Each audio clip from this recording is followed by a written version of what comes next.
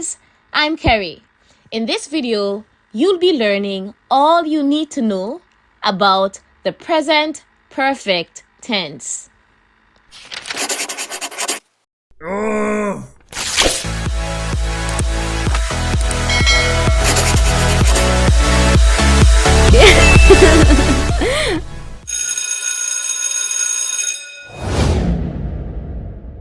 The present perfect tense has two forms, the active form and the passive form.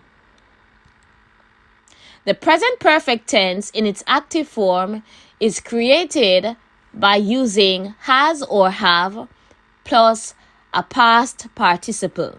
For example, has won. To create the present perfect in its passive form, use either has been or have been plus a past participle. For example, has been read.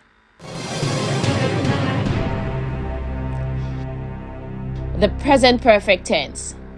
The present perfect tense is often used for an action which has happened recently. Then, we do not say the exact time or date of the past action.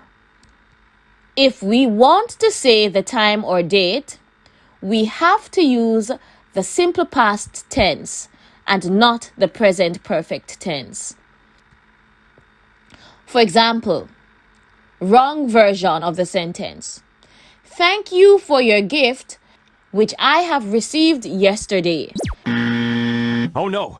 This sentence, though it has been written in the present perfect tense, it is incorrect. The sentence ought to be, thank you for your gift, which I received yesterday. Correct! This sentence, which is written in the simple past tense, is correct. Thanks for watching, guys.